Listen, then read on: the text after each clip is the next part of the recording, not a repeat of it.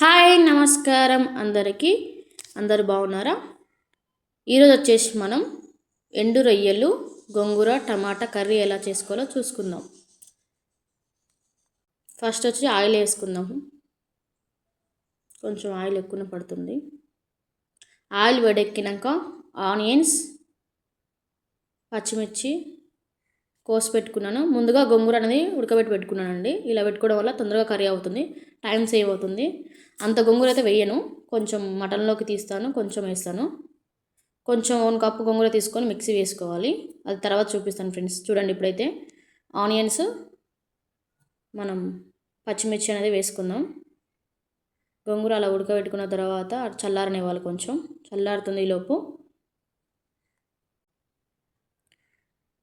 అది చల్లారుతుంది చూడండి. కొంచెం మెత్తగా ఉడకబెట్టుకోవాలి, కొంచెం సాల్ట్ వేసి. ఇప్పుడు వచ్చేసి అన్నం కూడా అయిపోతుంది, పక్కన అన్నం కూడా పెట్టేసాను, అది అయిపోయింది, ఫినిష్ అయింది. ఇప్పుడు మనం వచ్చేసి ఆయిల్లో వచ్చేసి పచ్చిమిర్చి, ఆనియన్స్ వేసుకుందాం. ఒకసారి కలుపుకుందాం. కలుపుకున్న తర్వాత కొంచెం సాల్ట్ వేసుకుంటే ఆనియన్స్ తొందరగా మగ్గుతాయి. పించ్ ఆఫ్ సాల్ట్ వేసుకోవాలి. నేను పింక్ సాల్ట్ అనేది వేస్తున్నాను. కొంచెం హాఫ్ స్పూన్ కొంచెం తక్కువ వేసుకొని కలుపుకుందాం. ఒకసారి కలిపి పెట్టుకొని మూత పెట్టేసుకుందాం. ఒక 5 మినిట్స్ మగ్గినాక చూసుకొని, కొంచెం మగ్గినట్టు ఉన్నాయి చూడండి. కొంచెం మగ్గితే చాలు. కొంచెం బ్రౌనిష్ కలర్లో వచ్చిందాక మగ్గనిచ్చుకుందాం. అలా ఫ్రై అవుతుంటూనే మనం ఎండు రొయ్యలు అనేది కొంచెం ఆయిల్ వేసుకొని, ఎండు రొయ్యలు కొంచెం గిల్లుకొని కడిగి కొంచెం ఆయిల్ వేసుకొని ఫ్రై చేసుకోవాలి, కొంచెం నీసు వాసన రాకుండా. ఇప్పుడు ఈలోపు ఆనియన్స్ మగ్గిపోయినాయి చూడండి. ఆనియన్స్ మగ్గిన తర్వాత కొంచెం పసుపు అనేది వేసుకుందాం. పసుపు వేసుకొని కలుపుకుందాం ఒకసారి. కలిపిన తర్వాత వచ్చేసి కొంచెం ఒక్క టమాటా తీసుకోవాలి, ఎక్కువ వేయదు. ఎక్కువ టమాటా వేస్తే కర్రీ అనేది తీయగవుతుంది. ఒక్క టమాటా ఫ్లేవర్ కోసం కట్ చేసుకొని వేసేసుకుందాం. కలిపేసి టమాటా మిక్స్ చేసేద్దాం. కలిపిన తర్వాత చూడండి, కొద్దిసేపు ఒక 10 మినిట్స్ అలా మగ్గాలి. టమాటా మగ్గేంత వరకు క్యాప్ పెట్టేసుకుందాం. చూద్దాం, మగ్గిపోయింది టమాటా. అల్లం పేస్ట్ వేసుకుందామండి. ఇప్పుడు కొంచెం అల్లం పేస్టు. టమాటా మగ్గిన తర్వాత ఆల్మోస్ట్ మగ్గింది టమాటా. తర్వాత వచ్చేసి మన టేస్ట్కి తగ్గట్టు కారం వేసుకుందాం. కారం చూసి వేసుకొని, గోంగూర కట్ట కొంచెం ఎక్కువ పడుతుంది, పులుపు ఉంటుంది కదా గోంగూర పేస్ట్ అనేది. కారం నా టేస్ట్ తగ్గట్టు వేసుకుంటున్నాను, మీరు చూసి వేసుకోండి మీ టేస్ట్ తగ్గట్టు. మీకు రాదని కాదు, ఇది నా స్టైల్, నేను ఎలా చేస్తున్నాను చూడండి. 1 స్పూను సాల్ట్ వేసుకుందాం.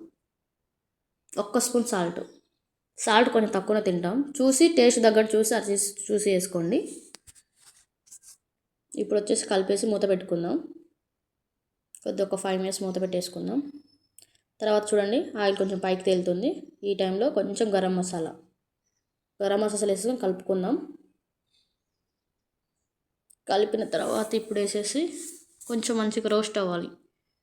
ఇప్పుడు మనం ఆయిల్లో వేయించి పెట్టుకున్న రొయ్యలు వేసుకుందాం. రొయ్యలు వేసుకొని కలుపుకోవాలి ఒకసారి. ఆల్మోస్ట్ మంచి నీట్గా కొంచెం ఇలా కలుపుకోవడం వల్ల కొంచెం ఉప్పు కారం అనేది రొయ్యలకి పడుతుంది. ఒక 5 మినిట్స్ మూత పెట్టుకున్నాం అనుకోండి, ఆల్మోస్ట్ రొయ్యలకి మంచిగా ఉప్పు కారం పట్టుతుంది. మూత పెట్టేసుకుందాం. చూడండి, రొయ్యలకి ఉప్పు కారం మంచిగా ఆల్మోస్ట్ పట్టేసింది. దగ్గరగా చూడండి, బాగుంది. ఓకే, నెక్స్ట్ వచ్చేసి ఇప్పుడు మనం గోంగూర పేస్ట్ పట్టామని చెప్పాను, 1 కప్పు గోంగూర పేస్ట్ వేసుకుందాం. గోంగూర పేస్ట్ వేసేసుకొని కలుపుకుందాం. బాగుంటుంది గోంగూర రొయ్యలు, సూపర్ టేస్ట్, ఫ్లేవర్. గోంగూర ఇష్టపడని వాళ్ళు ఎవరుంటారు?